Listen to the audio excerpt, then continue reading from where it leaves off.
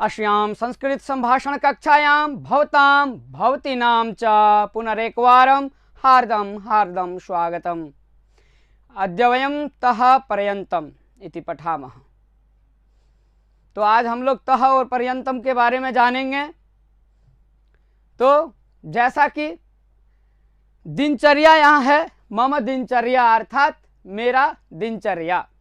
हम लोग हिंदी में बोलते हैं मैं 5 बजे से 6 बजे तक योगासन करता हूँ। तो संस्कृत में क्या बोलेंगे?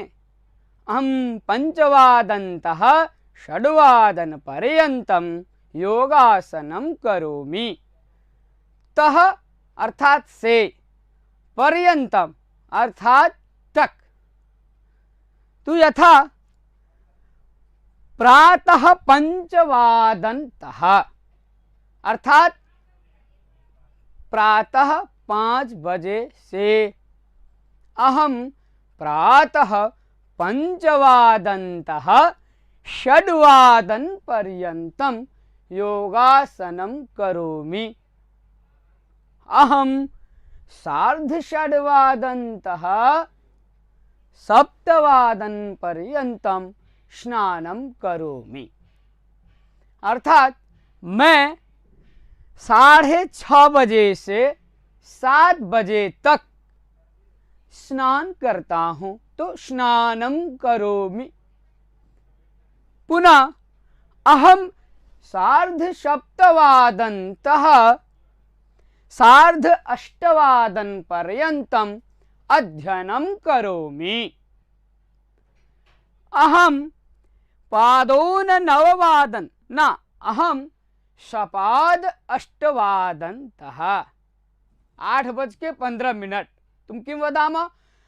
सपाद 8:15 8:30 पर्यंतम पूजां करोमि।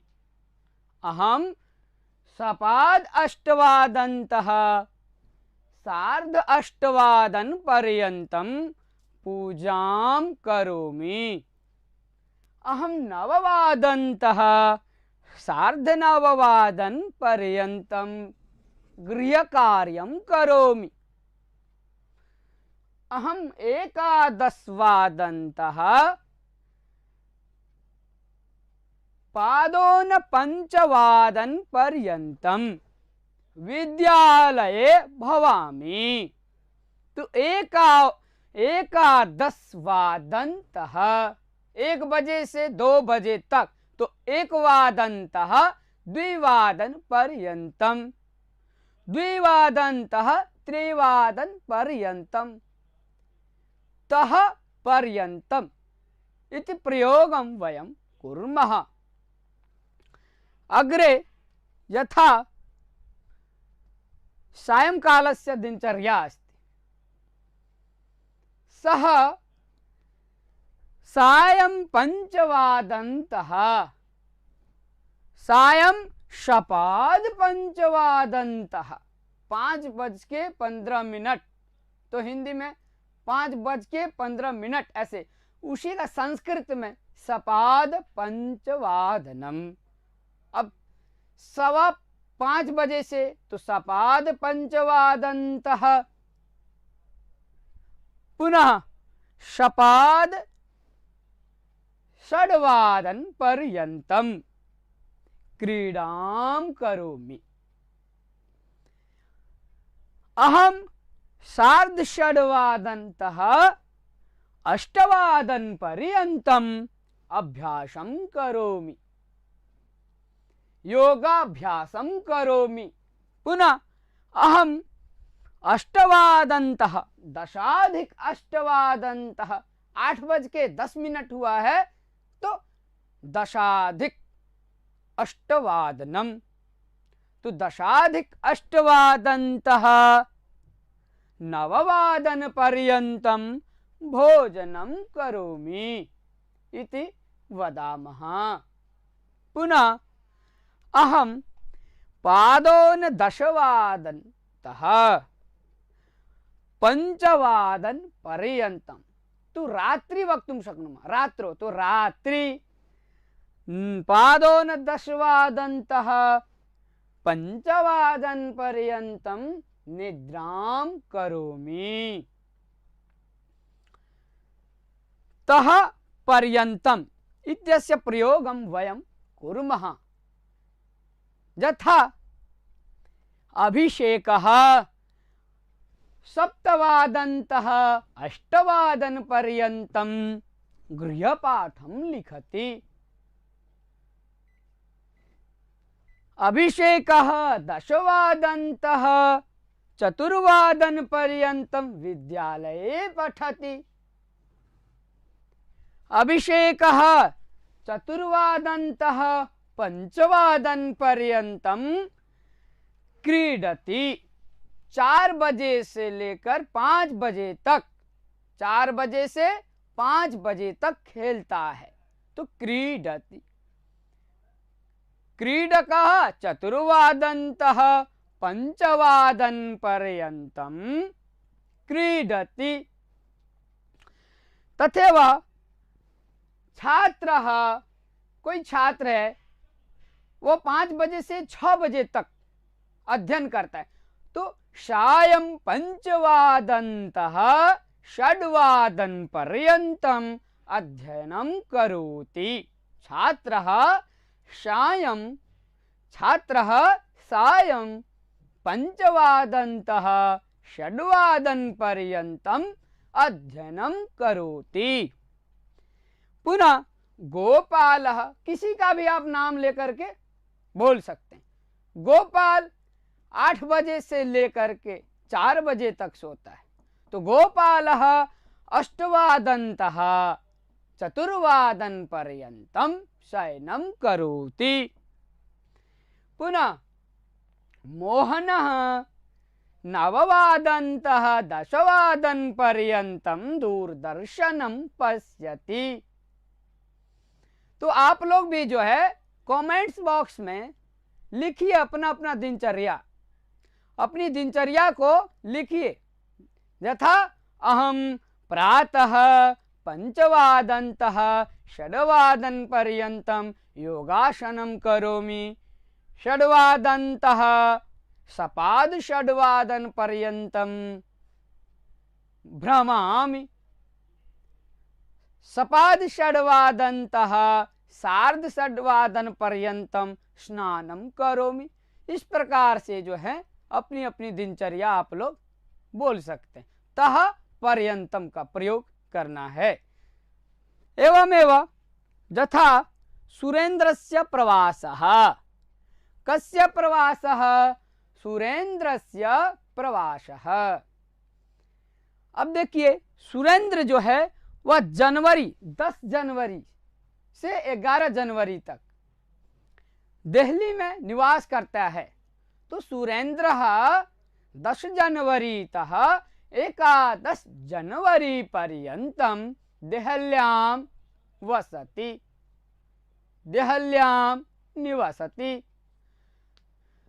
अर्थात सुरेंद्र जो है वह 10 जनवरी से 11 जनवरी तक दिल्ली में रहता है। तथैव सुरेंद्रः 12 जनवरीतः 13 जनवरी पर्यन्तं मथुरायां निवसति। कुत्र निवसति? मथुरायां निवसति। सुरेंद्रः 14 जनवरीतः 16 जनवरी पर्यन्तं भरतपुरे वसति। कदा तः कदा पर्यंतम, कब से कब तक? तो 12 जनवरीतः 13 जनवरी पर्यंतम मथुरायां भवति। 14 जनवरीतः 16 जनवरी पर्यंतम भरतपुरे निवसति। सुरेंद्रः 17 जनवरीतः 18 जनवरी पर्यंतम आगरा नगरे निवसति। पुनः 9 जनवरीतः एकविंशति जनवरी पर्यन्तं गंगापुरे निवसति। तो प्रश्न भवति, अब प्रश्न होता है कि सुरेंद्र जो है, सुरेंद्र भरतपुर में कब से कब तक रहता है? तो भवन्तः कमेंट्स बॉक्स मध्ये लिखन्तु।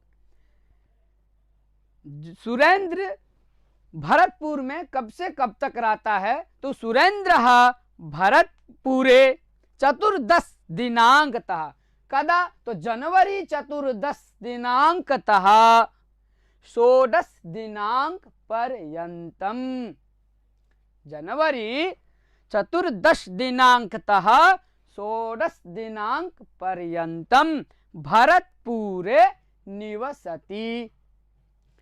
इस प्रकार हम लोग जो है तः और पर्यंतम का प्रयोग कर सकते हैं। एवमेव अग्रे चलामः।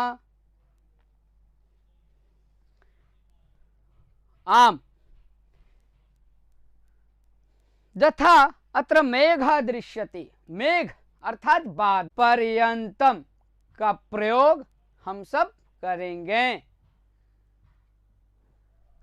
तु मेघः कुत्र पर्यंतम गच्छति? तु मेघः हिमालय पर्यंतम गच्छति। कुतः, कहाँ से कहाँ तक? कुतः अर्थात कहाँ से? तो आम्रकूटतः, आम्रकूटतः। अब मेघ जो है आम्रकूट से हिमालय तक घूमते हुए हिमालय पर्यंतम गच्छति। मेघः कुतः कुत्र पर्यंतम गच्छति? तो मेघः आम्रकूटतः हिमालय पर्यंतम। यथा मेघ आम्रकूटतः रेवा नदी पर्यंतम, रेवा नदीतः दसार्ण पर्यंतम, दसार्णतः उज्जयिनी पर्यंतम, उज्जयिनीतः गभीरा नदी पर्यंतम, गभीरा नदीतः देवगिरी पर्यंतम, देवगिरीतः दशपुर पर्यंतम, दशपुरतः ब्रह्मवर्त पर्यंतम, ब्रह्मवर्ततः कुरुक्षेत्र पर्यंतम, कुरुक्षेत्रतः कनखल पर्यंतम, कनखलतः हंसद्वार पर्यंतम और अंतिम में हंसद्वारतः हिमालय पर्यंतम। फिर आगे देखते हैं हम लोग। आम भवन्तः सर्वे प्रायशः किरातार्जुनीयं पठितवन्तः। तो किरातार्जुनीये सर्गाः भवन्ति, प्रायशः 18 सर्गाः सन्ति एव। तो किरातार्जुनीयस्य लेखकः भारवी इति वदामः। अब किरातार्जुनीये 12 सर्गतः 18 सर्ग पर्यंतम युद्ध वर्णनम अस्ति। अर्थात 12 सर्ग से 18 सर्ग तक युद्ध का वर्णन है। किरातार्जुनीयम में, हिंदी में हम लोग बोलेंगे किरातार्जुनीयम में, किरातार्जुनीयम में 12 सर्ग से 18 सर्ग तक जो है युद्ध का वर्णन है। तो संस्कृते किं वदामः? किरातार्जुनीये 12 सर्गतः 18 सर्ग पर्यन्तः 17 सर्ग पर्यन्तम् उपमालंकारस्य प्रयोगः अधिकतरः वर्तते। किरातार्जुनीयम में 13 सर्ग से 17 सर्ग तक जो है उपमा अलंकार का प्रयोग अधिकतर है। एवमेव किरातार्जुनीये 8 सर्गतः 9 सर्ग पर्यन्तं संभोग श्रृंगारस्य वर्णनम अस्ति। कहां से कहां तक? तो 8वां सर्ग से लेके 9वां सर्ग तक संभोग श्रृंगार का वर्णन है। पुनः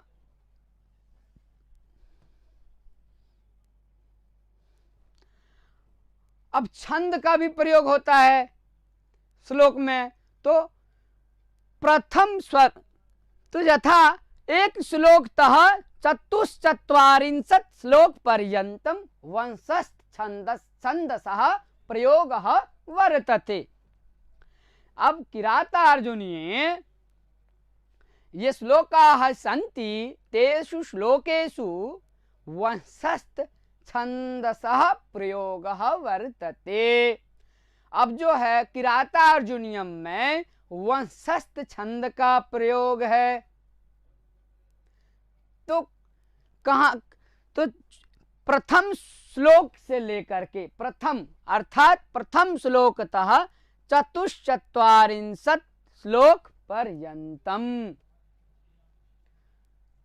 पुनः प्रथम श्लोकतः पंचविंशति श्लोक पर्यंतम, पहला श्लोक से 25वां श्लोक तक जो है वनेचरः वदति। कौन बोलता है? तो वनेचर बोलता है, वनेचरः वदति। तथैव सप्तविंशति श्लोकतः षट्चत्वारिंशत् श्लोक पर्यंतम द्रौपदी वदति निगदति। 27वां श्लोक से लेकर के 46वां श्लोक तक जो है वह द्रौपदी का कथन होता है। से तक शिशुपाल वध में उसी प्रकार प्रथम श्लोक से लेकर के 73वां श्लोक तक जो है वंशस्थ छंद का प्रयोग है। तो शिशुपाल वधे हम एक प्रथम श्लोकतः 73 श्लोक पर्यंतम वंशस्थ छंदसः प्रयोगः अस्ति। तु वयं तः पर्यंतम इति विषये पठितवन्तः। तः अर्थात से, पर्यंतम अर्थात तक, यहाँ से वहाँ तक। मैं घर से अहम गृहतः पंचम्यास्तसिल एकं सूत्रं वर्तते। तो तः इति प्रयोगं वयं कुर्मः। गृहतः आपण पर्यंतम गच्छामि, मैं घर से बाजार तक जाता हूं। अहम गृहतः आपण पर्यंतम गच्छामि। तो एवमेव वयम अद्य तः पर्यंतम इत्यस्मिन् विषये ज्ञातवन्तः। पुनः मिलामः। नमो नमः। नमः संस्कृताय। धन्यवादः।